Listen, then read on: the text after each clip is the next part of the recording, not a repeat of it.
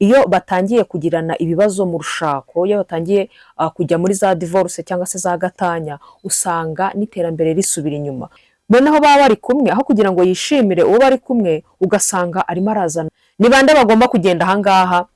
Ni umugabo ugomba kubagena cyangwa se umugore, nuko ndi gutanga urugero. Ahanini biterwa no gufuha cyane, usanga bakeka abantu bakundana, usanga bakeka abantu bashakanye utaba inshuti yawe magara, kuko umuntu ugufungukira cyane cyane aba ari inshuti yawe magara, akagufungukira amarangamutima ye, akayakwereka, akakugisha inama. Aba ari kumwe n'umugabo wewe bimeze neza, kuki ugereranya umugore wawe n'uw'abandi? Kandi umuntu n'umwihariko, umuntu afite umwihariko we.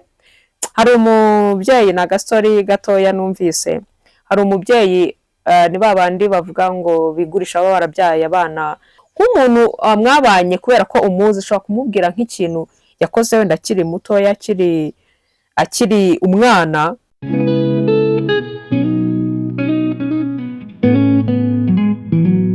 Ramba kandi ugire amahoro. Nanone ukurikiranye Lioness 250, ndongeye ndaje kuri wa mwanya wacu, kuri wa mwanya twihaye kwibukiranya ku mitekerereze, ku myumvire, ku myitwarire, ku mikorere yacu ya buri munsi, tugamije gusigasira ubuzima bukabuzima buzira umuze ndetse bunagamije iterambere rirambye. Mbanje kugusuhuza wowe uri mu majyepfo, mu majyaruguru, iburasirazuba, iburengerazuba ndetse no mu mujyi wa Kigali, tutibagiwe na ya ntara yacu ya gatandatu ariyo ya diaspora, cyangwa se abantu bose bumva ururimi rw'ikinyarwanda.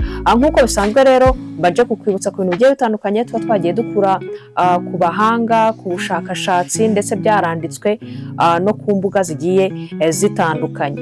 Nk'uko rero tubizi, uyu munsi tuje kwibukiranya ku bintu bijyanye n'imibanire. Ubundi turabizi ko iyo imibanire imeze neza, n'iterambere nibwo rishoboka. Iyo imibanire itameze neza, ahanini n'iterambere ntago rishoboka, iterambere rigenda nabi. Rero uko umuntu yitwara nibyo bigenga uko agomba gutera imbere cyangwa se n'inzira aba ari kuganamo. Uyu munsi nanyarukiye ku rubuga rwitwa Psychopath Level, mbonaho ibintu bigera mu 8 umuntu ngo aba atagomba gukora mu rukundo rwe cyangwa se mu mubano we. Mu rukundo, iyo urukundo rwapfuye, ngira ngo mujya mubibona mu nkuru nyinshi z'abantu bateye imbere, iyo batangiye kugirana ibibazo mu rushako, iyo batangiye kujya muri za divorce cyangwa se za gatanya, usanga n'iterambere risubira inyuma. Usanga umuntu hari ibyo atakaza byinshi, yaba mu mitekerereze ndetse no mu bifatika. Rero hari ibyo tuje kuvugaho byavuzwe na Psychopath Level, byanditswe ku rubuga rwa Psychopath Level, bijyanye n'umubano cyangwa se n'urukundo. Ngo hari ibintu utagomba gukora iyo uri mu rukundo, iyo uri mu mubano wawe cyangwa se uri mu rushako rwawe. Hari ibintu uba ugomba kwirinda, uba utagomba gukora, kugira ngo ukomeze gusigasira rwa rushako rwawe, ukomeze gusigasira rwa rukundo rwawe, maze bigufashe gukomeza kubaho neza. Ikintu cya mbere, Psychopath baratubwiye ngo ntukajye uzana ibintu by'aba ex bawe cyangwa se abantu mwatandukanye kera. Hari umuntu ushaka n'undi cyangwa se ujya mu rukundo rw'undi, ariko baba bari kumwe kandi ni umuntu mushyashya, ni umuntu bakundana, ni umuntu bashakanye, noneho baba bari kumwe, aho kugira ngo yishimire uwo bari kumwe, ugasanga arimo arazana ibya ex. Niba ari umukobwa cyangwa se ari umudamu, ugasanga ari kuvuga ati shakanaka buriya tukiri kumwe twajyaga tujya gusangira ahangaha, twajyaga dukorana ibyo dukora hamwe gutya, yajyaga nyitwaraho gutyo. No, kuzana iby'umuntu w'umu ex wawe, umuntu mwatandukanye, ntago ari byiza mu rukundo pe, bica intege. Uba uri kumugereranya, kandi abantu ntago bahwana. Niba hari urukundo mwagiranye, mwabanyemo n'aba bandi batambutse, nyine hari ibyo mutumvikanyeho, kugira ngo hari ibyo mutagendanyemo neza, kugira ngo byabagejeje kugera gutandukana.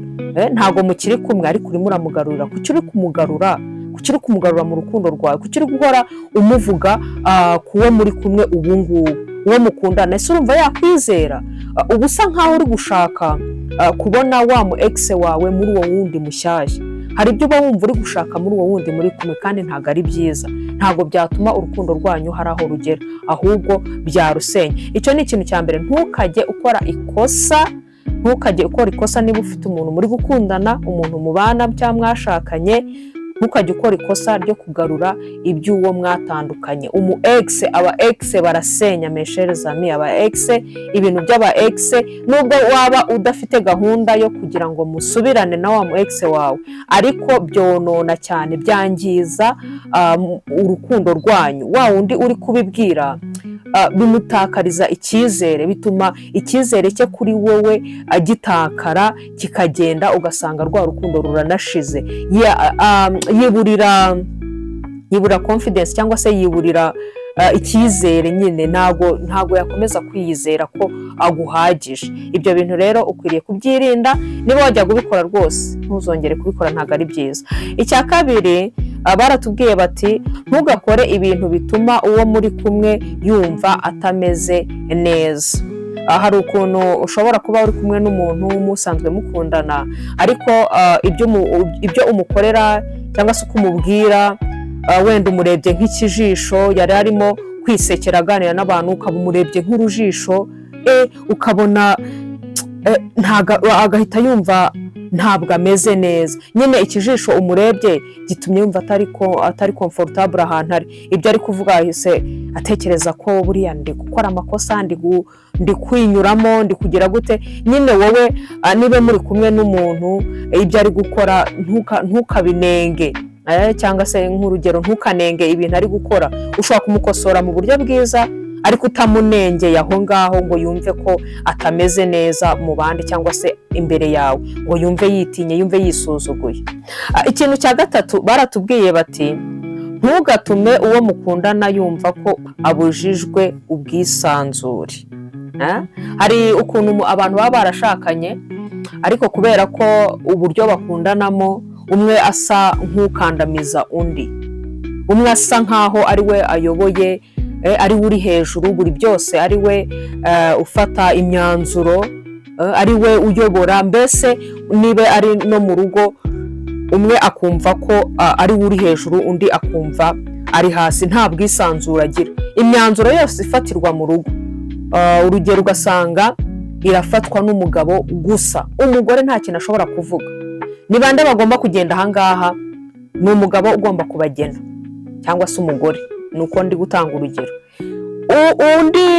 Umugore wa nyiri gufata imyanzuro, ugasanga ntago yisanzuye mu rugo rwe, ni urugo rwe ariko nta rwisanzuyemo. Abantu bakaza, ukaba uri umudamu wo mu rugo, ariko bene wanyu, abavandimwe bawe batemerewe kuza kugusura. Ugomba kubanza gusaba uburenganzira. Yego wenda ushobora kumenyesha uwo mwashakanye, ariko bitavuze ko ashobora kukubwira ati oya, bene wanyu ntibagomba kugenda ahangaha, bene wacu gusa niwe wagomba kuza ahangaha. Ibyo byo kumva ko umuntu atisanzuye kandi mu rugo rwe, ibyo bintu ntago biba ari byiza. Kimwe no mu rukundo n'uwo mutarashakana, nibe mutaranashakana, ntago umuntu muri kumwe yagomba kumva ko atisanzuye, ntago yumva ko ashobora kujya aho ashaka, ngo akubwira ati nagiye ahangaha, abikumenyesha. Undi aba akwiriye kubikumenyesha, cyane ko niba uri umuntu mukuru ubuze ibyo ugiyemo ko ari ibintu byiza. Ntago wabihisha uwo mukundana, ntago wabihisha uwo mwashakanye, uramumenyesha. Byaba byiza akaguherekeza, cyangwa se yaba ataguherekeje ariko akaba azi ahantu uri. Ariko uzatinye ko abantu bashakanye, kandi muri iki gihe bijya bibaho, usanga ari kubeshya uwo bashakanye aho ari, cyangwa se uwo bakundana aho ari kandi atariho ari. Akamubeshya ati nagiye gusura abangaba kandi ntago ariho ari. Kubera iki? Kubera ko ntago yisanzuye kuba ari kumwe nawe, kuba yamubwiza ukuri ibintu yagiyemo.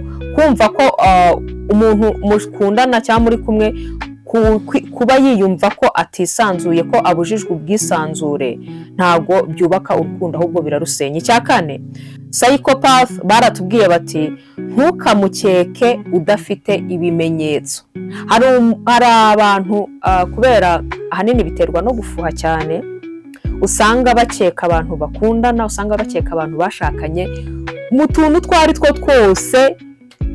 Yewe niyo yaba amubwira ati nagiye mu rusengero, nagiye gusenga, wenda ari kumubwira ko akundi mu rusengero hari ukuntu umuntu yibeta, akaba yakitaba telefone y'indi mu rusengero, ugasanga atangiye kumukeka, avuga ati umugore ntambeshyera, cyangwa ati uyu mugabo ntambeshyera, ariko nta kimenyetso umuntu afite ko atari mu rusengero kuko, ahubwo wakumva ko kubera ko wowe utamwizeye, kubera ko hari ukuntu usa nk'umufuhira cyane, ntiwizere ibyo bintu arimo kukubwira. Rero gukekera umuntu mukundana, umuntu mwashakanye kandi nta bimenyetso ufite, ibyo bintu ntabwo aba ari byiza. Reka kumukekera ubusa, nawe rega ntabwo utuzi. Wowe uri gukeka uri muri utwo tuntu twose ntabwo utuzi. Icyiza wamuza ugashaka ibimenyetso ukamenya koko niba aba akubeshya mu byo aba arimo, noneho ukabona kumubwira uti dore ibimenyetso ni ibi ngibi ndabifite. Wamufashe 100% ko ari mu bibi cyangwa se ari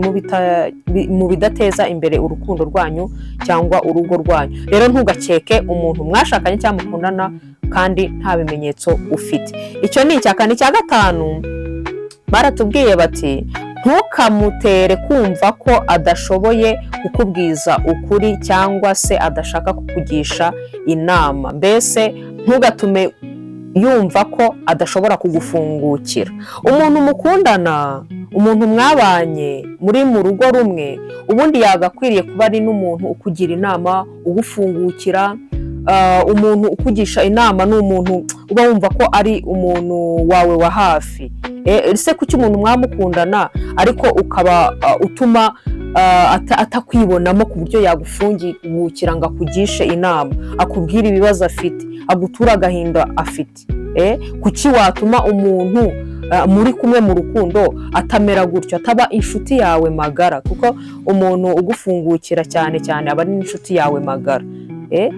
Ubundi umuntu nibe mubana, nicyo kintu cyagakwiriye kubaranga. Akagufungukira amarangamutima ye, akayakwereka, akakugisha inama, akakwiyumvamo, mbese akakwibonamo nk'umuntu w'ingirakamaro kuri we. Rero nibe umuntu muri kumwe atagufungukira ngo akugishe inama, ibyo nabyo ni ikibazo. Ntabwo biba biri kubaka urukundo rwanyu. Mwubaka umubano wa wundi utuma buri umwe yiyumvamo ko undi ari inshuti ye kandi yamufungukira muri byose, yamugisha inama ndetse yanamugira inama. Icyo ni cya gatanu. Icya gatandatu, baratubwiye bati ntukamugereranye n'abandi. Biriya bijya gusa n'ibya mbere, uretse ko byo ariko umwihariko ku mu ex gusa. Biragoye, biranatangaje iyo usanga abantu babana ariko buri gihe umugore ahora acyurira umugabo amugeranya n'abandi. Aho uri mugabo ki? Umugabo wo kwa kanaka nturebe ukuntu akora. Umugabo wo kwa kanaka ntataha iki gihe. Umugabo wo kwa kanaka ntiyamuguriye inzu, ntiyamuguriye imodoka. Reba abana bo kwa kanaka. Kuki umugabo wawe uhora umugereranya n'abandi? N'umugabo ugasanga ari kugereranya umugore n'abandi. Uzi umugore wa kanaka ko naba yitwaye neza, ubona ukuntu yambara neza, ubona ukuntu aba ari kumwe n'umugabo wewe bimeze neza. Kuki ugereranya umugore wawe n'uw'abandi? Kandi umuntu ni umwihariko. Umuntu aba afite umwihariko we, niyo mpamvu uba waramukunze uko nguko. Ntabwo uba waramukunze muri wa wundi. Niba umushaka mu isura y'abandi, ntabwo ari uwawe, ntabwo yagakwiriye kuba ari uwawe, ntabwo mwagakwiriye kuba muri kumwe. Ahubwo washaka ya sura ya nyayo uri gushaka. Kugereranya mu rukundo, kugereranya mu mubano, umuntu muri kumwe ukamugereranya n'abandi, ntabwo ari byiza. Ntabwo byubaka urukundo, nta nubwo byubaka umubano, ahubwo ibyo ngibyo birasenya. Uzahora wifuza babandi kubera ko utari kubabona muri mugenzi wawe. Icyo ni cya gatandatu. Twihuta cyane. Icya karindwi, baratubwiye bati ntuzigere wemera ko umujinya ukugenga.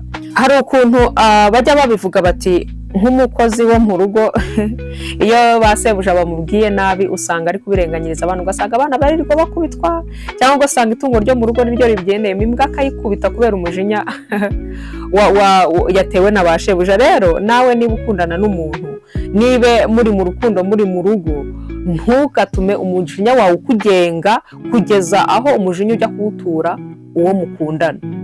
Watonganye n'abantu ku kazi cyangwa se mu kabari kumwe, bavuga ngo umuntu ngo yarwaniye mu isoko ngo agenda atonganya inzira urayihora iki ko warwanye n'abo ngabo?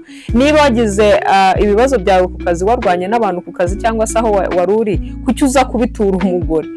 Hari umubyeyi, na gastori gatoya numvise, hari umubyeyi ni babandi bavuga ngo bigurisha abo barabyaye abana batabiteguye, batazi base. Umubyeyi afite umwana we, umwana we ngo ikintu yamubyariye ni ukumukubita. Aragenda, yaba bamwambuye mu kabari cyangwa se bitagenze neza, akaza agafata umwana akamukubita, kugeza aho ubuyobozi bwamwatse umwana kubera kumukubita gusa. We ngo yaravuze ati umwana wanjye nimumutwara nzajya nkubita nde? umwana we niwe atura umujinya. Rero nawe nk'umuntu mubana, umuntu mwashakanye, ntugatume umujinya kugeza aho ujya kuwutura uwo mwashakanye, ahubwo yagakwiriye kukubera uburuhukiro, ukagenda ukabimutura witonze ariko utamutura wa mujinya.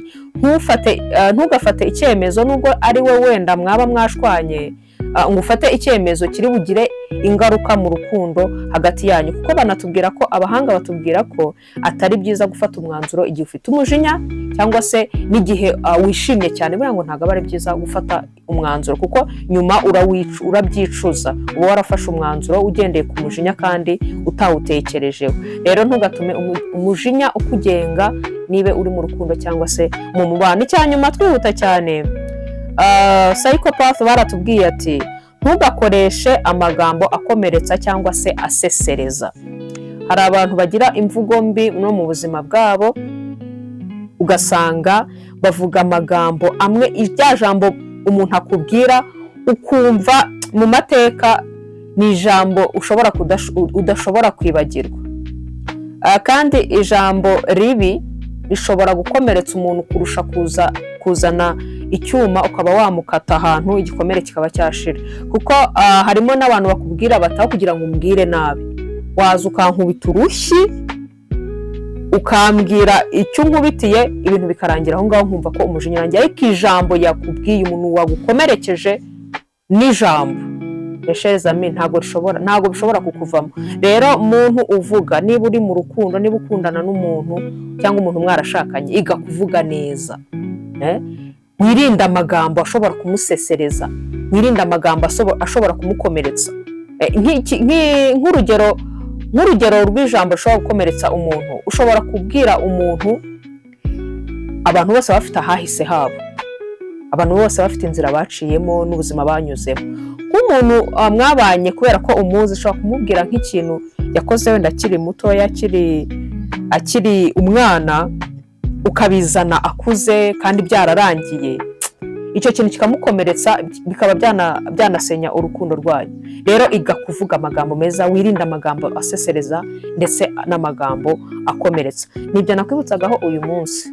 Niba wumva hari icyo wungutse, usangiza abandi bitwibukiranijeho. Ikindi, niba ari ubwa mbere, ukande kuri subscribe ndetse no kukayogera kugira ngo ibyo tujya twibukiranyaho ujye uhita ubibona ako kanya. Ikindi kandi, wandike no muri komenti, ushobora kutubwira uti nyamara burya kino kintu abantu bakundana nacyo baba bakwiriye kukirinda. Ikindi kandi, ukande no kuri like kugira ngo tubone ko ibyo tuba twakwibukijeho uba wabikunze. Tuzasubira ubutaha. Ciao, bye.